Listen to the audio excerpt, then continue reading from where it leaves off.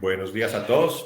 Quería primero que todo agradecer a la Universidad Pedagógica, a la Universidad de Costa Rica por darme la oportunidad de presentar.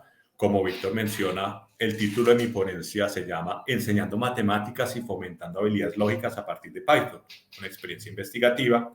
Quien les habla es Alejandro Ferrero Botero, que soy el líder de este semillero que comenzó a partir del año 2022. Comenzamos desde febrero y estamos asociados a la Universidad Católica de Colombia. Particularmente, pues el semillero se llama Modelamiento Matemático a partir del lenguaje Python. Bueno, vamos entonces con 5 puntos. Vamos a comenzar con una introducción, básicamente explicar por qué es importante lo que hacemos, por qué es importante no solo para la academia, sino para el mercado y para la formación de los estudiantes. Luego voy a explicar un poco de perspectiva metodológica, seguido de algunos resultados y alguna discusión, para finalizar con unas conclusiones y unas pequeñas referencias que utilizamos. A manera de introducción, todos nosotros nos hemos dado cuenta que hoy en día el mercado está demandando científicos de datos. Es uno de los trabajos más ofertados en este momento. Inclusive yo tengo compañeros que fueron físicos como yo, pero por X o Y motivo pues se mudaron al campo del análisis de datos y están ganando bien, sí, están de cierta manera con buenas carreras y buenas oportunidades en este plano laboral. Además de todo, podemos ver la oferta de cursos relacionados con el tema. Constantemente, para nadie es sorpresa que si vamos a YouTube o por correo nos llegan promociones de la universidad tal, dando curso en análisis de datos, etcétera. Eso es muestra de que el mercado se está moviendo en este campo. Y adicionalmente, pues muchos estudiantes, algunos en particular, quizás no encuentran motivación en aprender matemáticas de la manera tradicional. Lo que es la clase magistral, lo que siempre ha venido, pues aparentemente funcionando, creo que está cambiando y esta es una oportunidad excelente para enseñar matemáticas mediante otra manera y que más que este semillero y conectándolo con algo que el mercado está demandando. Tenemos que tener en cuenta también que un buen científico de datos es más que un programador.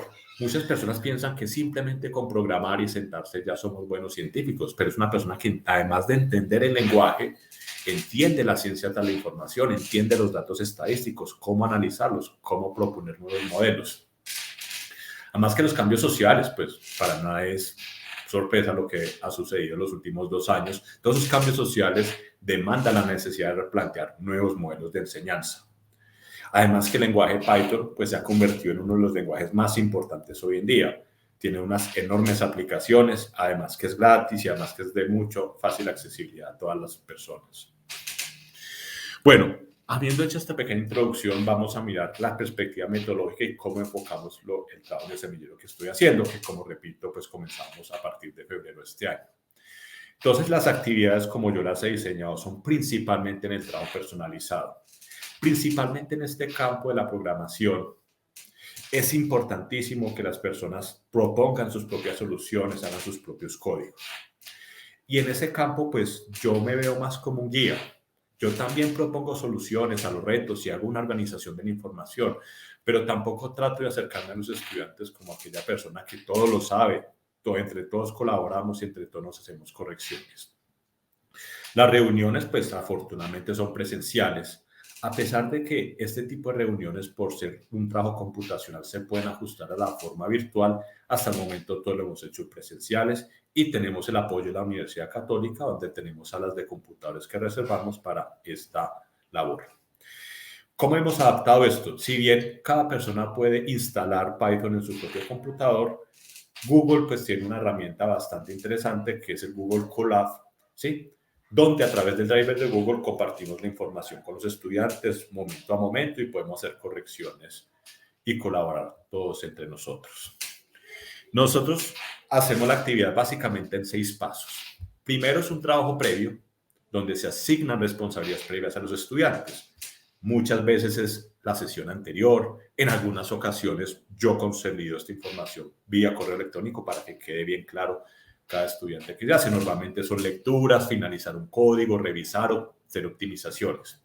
Luego, cuando nos veamos en la siguiente sesión, normalmente son los lunes o los martes, discutimos sobre las tareas asignadas. Cada estudiante entonces presenta lo que hizo, nosotros hacemos comentarios para después hacer una socialización donde yo tomo, en este caso, el liderazgo y discutimos sobre lo que la persona investigó y sobre lo que yo pienso y sobre lo que yo también he investigado al respecto.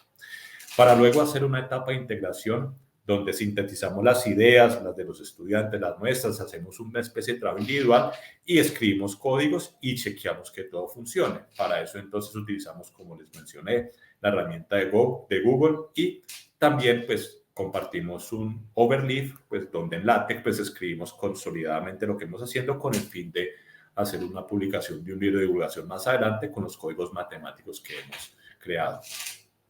Luego, pues una vez tenemos la integración, se hace una consolidación donde ponemos el código más óptimo, pero lo dejamos abierto para que los estudiantes tengan la oportunidad de hacer correcciones y hacer optimizaciones. No obstante, pues tenemos una carpeta que, por así decirlo, es intocable, donde ya hemos tenido toda la información lista.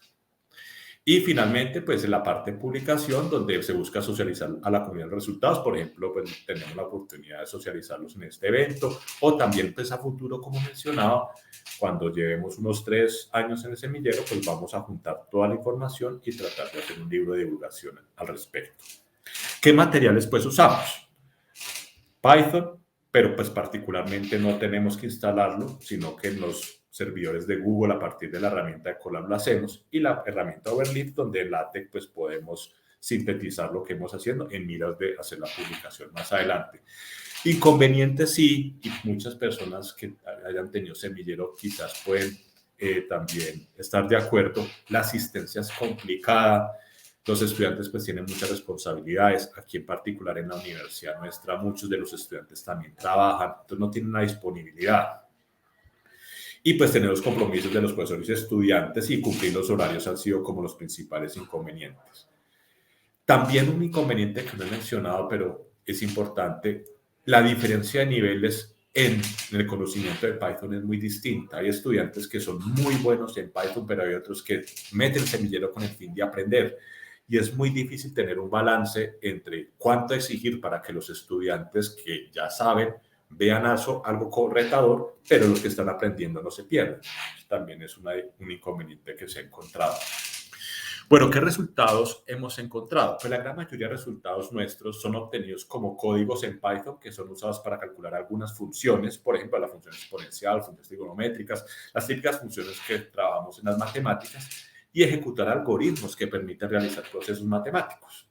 Por ejemplo, cómo calcular el máximo común divisor, cómo ordenar un vector en orden ascendente, descendente, mínimo común múltiplo, etcétera, etcétera, etcétera. Bueno, aunque muchos de los procedimientos, y esto sí soy claro, ya se encuentran en librerías de Python, por ejemplo, en NumPy, en Math, en SciSpecial, etcétera, la intención realmente es reproducirlas. ¿Por qué? Porque yo he notado mucho que uno de los principales inconvenientes es tratar de enseñar de una vez el análisis de datos, y eso es lo que queremos llegar. Pero en este año lo que quiero es capacitar a los estudiantes para que las herramientas básicas las tengamos muy claras con el fin de poder ejecutar esto mejor a futuro. Entonces, a pesar de que no hemos creado realmente nada nuevo, le hemos dado nuestro nuevo punto de vista, hemos propuesto nuevas alternativas y con el fin también de comparar el tiempo de ejecución y permitir que los estudiantes pues aprendan a través de las mismas. ¿Cómo implementamos nosotros las funciones? Por ejemplo, la función seno, la función coseno. Además, por supuesto, de apoyarnos de los comandos básicos que tiene Python como el if, el or, el and, etcétera, utilizamos el típico formalismo de series de potencia, donde pues Taylor pues nos dice que una serie de potencias se escribe como una suma de coeficientes por potencias de x, ¿sí? Y con esto pues implementamos la gran mayoría de las funciones con las que vamos a trabajar. Por ejemplo, pues como para manera, simplemente lo pongo aquí a colación, la función coseno la implementamos en aproximadamente unas 13, 14 líneas, ¿sí? Entonces la definimos de esta manera y luego pues vamos a mostrar cuánto es el tiempo que toma ejecutar el cálculo de una típica función coseno comparado a lo que hace NumPy. Bueno, cosas para tener en cuenta cuando nosotros implementamos muchas de las funciones. Por supuesto, pues todos entendemos que no se puede computacionalmente calcular el valor exacto de muchas de las funciones. Entonces hay que tener un grado de tolerancia, cuánta aproximación quiere el usuario que tengamos. Entonces, pues en nuestros códigos pues está esto muy explícito y nosotros definimos un parámetro que por defecto aproximadamente es a la -6, pero el usuario lo puede cambiar de tal manera que el valor real con respecto al valor esperado, el valor calculado sea menor en valor absoluto a ese número que llamamos b en este caso, y por lo tanto poder tener una aproximación decente. Otra cosa para tener en cuenta, la convergencia, ¿sí? En muchos casos la convergencia es complicada y nosotros hemos encontrado cosas muy curiosas, ¿sí?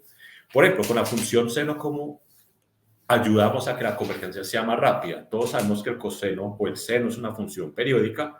Entonces, cuando el usuario vota un número que se sale del rango de 0 a 2pi, convertimos ese número por periodicidad a un número en ese intervalo y hacemos el cálculo con ese número que por periodicidad debe dar lo mismo. Siendo un número más pequeño, pues la convergencia claramente es mucho más rápida, es más eficiente el código. Otra cosa que hemos encontrado muy curiosa, por algún motivo la función e a la menos x converge menos que digamos, es más difícil la convergencia que la función e a la x. Entonces, por ejemplo, pues le pedimos al usuario que ingrese el valor. Si es negativo, calculamos el valor de a la x y después tomamos la división y converge mucho más rápido, es mucho más satisfactorio. Otra cosa que hemos encontrado para la convergencia, por ejemplo, con el logaritmo natural, nosotros lo implementamos a través de la serie potencia del logaritmo natural de 1 más x. El problema con esta serie es la convergencia, donde x tiene que ser un valor que no pase de 1 en magnitud. Entonces, lo que hicimos nosotros es aprovechar la propiedad del logaritmo, donde encontramos un número suficientemente pequeño, ¿sí? Y este exponente m lo pasamos a multiplicar de tal manera que el nuevo número al que le calculamos el logaritmo sea suficientemente pequeño en ese intervalo y luego por propiedades lo multiplicamos por m para ajustar el valor de la función real. ¿Qué algoritmos pues hemos realizado? Y esto es algo que me doy cuenta que motiva mucho a los estudiantes, en particular los que realmente están interesados en aprender. Se nota la satisfacción cuando crean sus códigos y cuando ven que funcionan. Entonces, por ejemplo, calcular los números primos, pues es un código muy conocido, pero nosotros lo hemos pues hecho a nuestra manera.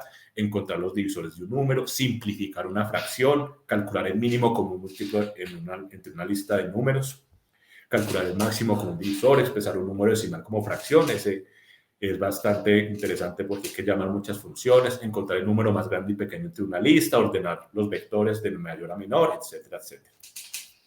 Por ejemplo, aquí les pongo una pequeña tabla donde comparamos los tiempos de ejecución de nuestros códigos con los que normalmente a las librerías NumPy, Math, etcétera. Hay que tener en cuenta que esos tiempos es lo que toma hacerlo en la nube, en Google Drive. Por supuesto, si uno los corre en un computador local, los tiempos pueden ser mucho menores. No lo verificamos, pero simplemente a manera de comparación para que, digamos, tome lo mismo y sea una comparación objetiva. Por ejemplo, cuando calculamos la función 12 factorial, nuestro código le toma 61 microsegundos, ¿sí? Y el tiempo en el paquete NumPy es 70, o sea, es muy parecido, pero una pequeña disminución de tiempo. La función seno, por algún motivo, sí nos tomó más tiempo, pero por ejemplo, la función coseno de un ángulo de 12 radianes nos toma considerablemente menos que el NumPy. Para calcular la exponencial también nos toma menos tiempo. El logaritmo natural considerablemente se reduce el tiempo. La cotangente también. Por ejemplo, el polinomio de Legendre de grado 9, evaluado en cierto punto, es muy parecido, pero un poquito menor.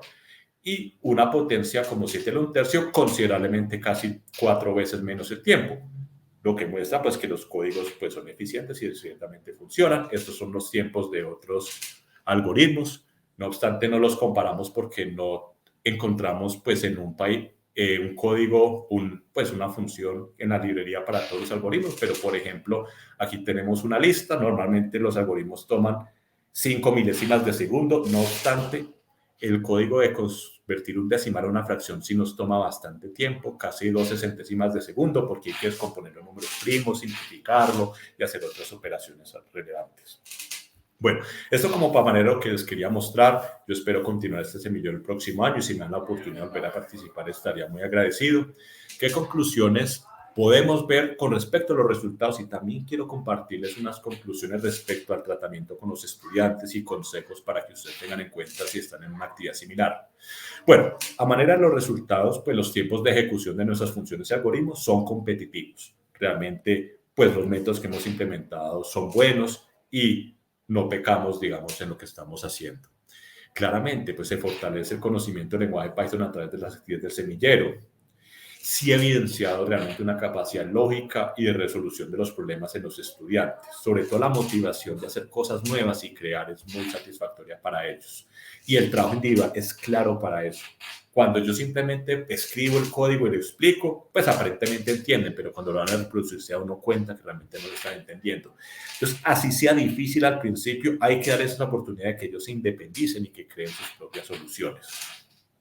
Es muy necesaria una adecuada preparación de las actividades. Y eso es que me da cuenta. Uno a veces piensa que yo sé de esto y ya tengo mucha experiencia, vamos a improvisar. Sí es muy necesario tener una agenda y que los estudiantes se den cuenta de que uno está preparando las cosas y que hay un orden.